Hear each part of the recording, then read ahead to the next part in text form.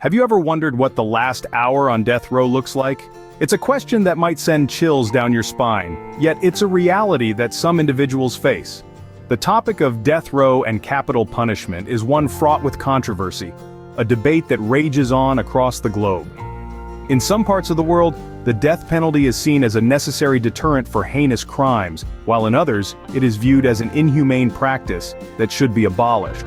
But regardless of where one stands on this issue, the fact remains that for those on death row, the final hour before execution is a moment of profound gravity.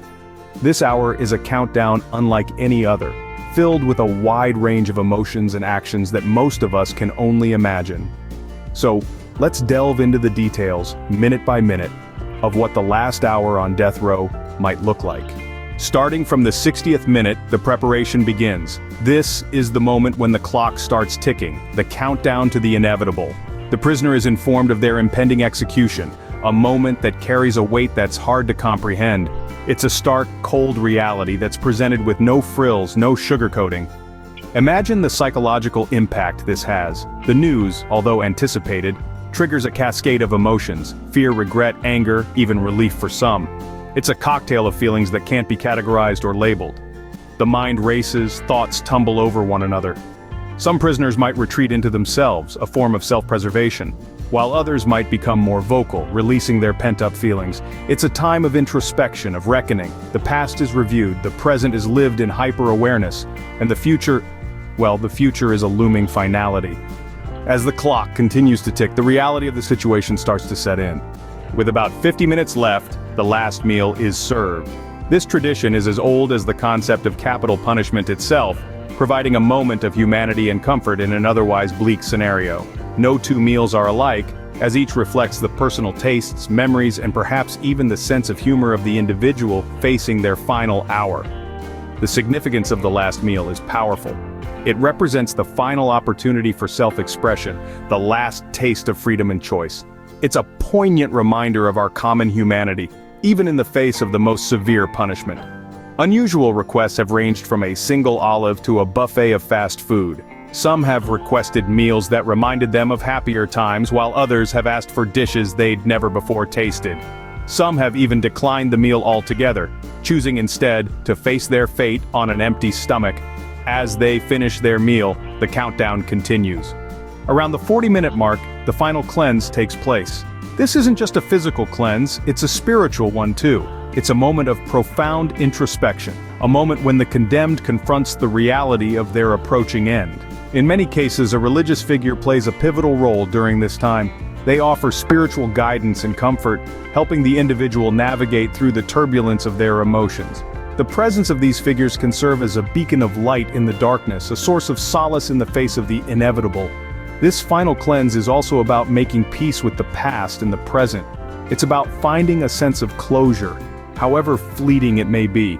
And while these moments are deeply personal, they're also universal, reflecting the human struggle with mortality and the search for meaning in the face of death. As the 30-minute mark approaches, the final steps begin. With half an hour left, the last goodbyes are said. It's a moment heavy with emotion, a moment that carries a weight far beyond the confines of the prison walls. This is the juncture where the prisoners often pen their final words or letters, a last attempt to connect with the world they are leaving behind.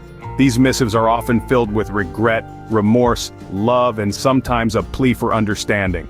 The words they write are not just an echo of their thoughts, they are their legacy, their final footprint on the sands of time. It's a poignant moment, a stark reminder of the humanity that exists even in the most dire of circumstances.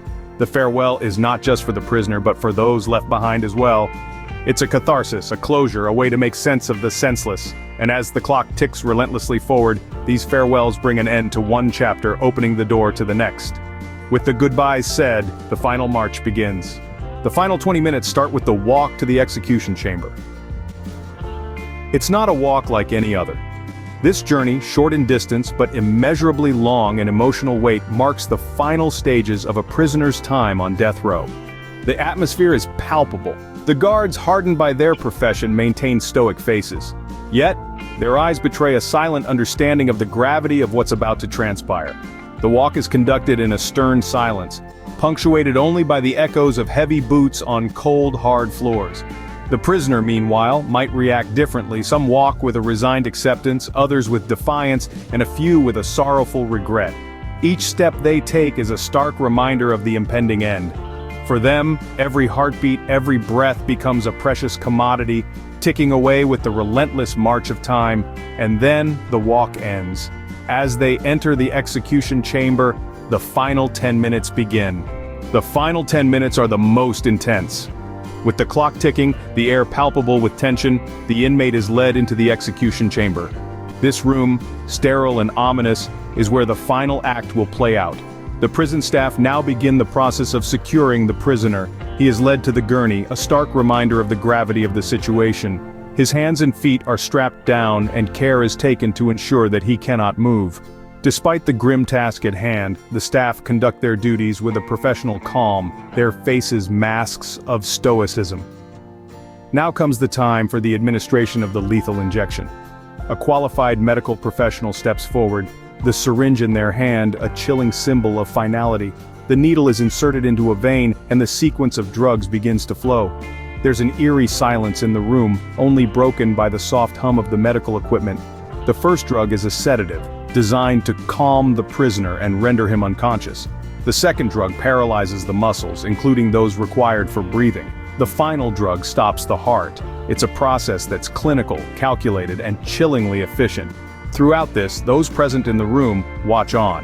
The witnesses, a mix of family members, journalists, and legal representatives, observe with a range of emotions. Some are stoic, others visibly moved. The room is filled with a profound sense of finality.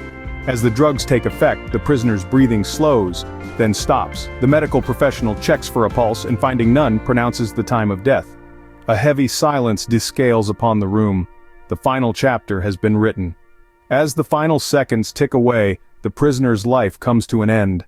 The curtains close on this chapter of human existence, leaving behind a room filled with a complex mix of emotions: grief, relief, sadness, and perhaps for some, a sense of justice served.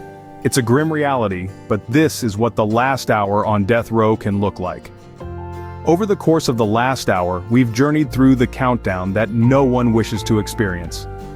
From the final meal served with a side of solemnity, to the last cleanse, a ritual symbolic of purification before the end. We've walked the path of last goodbyes, the heart-wrenching farewells that echo in the sterile corridors of the prison.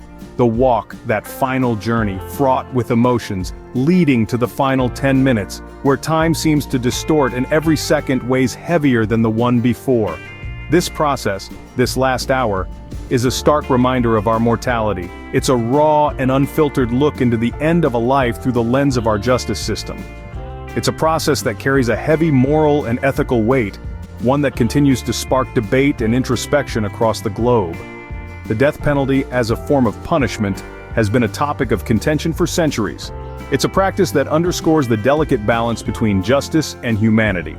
On one hand, it's seen as a necessary evil, a tool to deter heinous crimes and ensure justice for victims.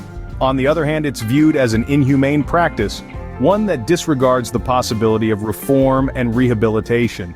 These contrasting perspectives are rooted in our individual beliefs, our cultural backgrounds, our personal experiences. They shape our understanding of justice, of right and wrong, of life and death. They force us to question, to challenge, to reflect. The last hour on death row is not just a countdown to the end, but a mirror reflecting our collective conscience. It's a testament to our capacity for empathy, for compassion, for understanding. It's a call for introspection, for dialogue, for change. No matter what your views are on the death penalty, it's undeniable that the last hour on death row is a deeply intense and emotional experience. It's an hour that encapsulates the complexity of human nature and the profound impact of our justice system. It's an hour that resonates long after the final second ticks away.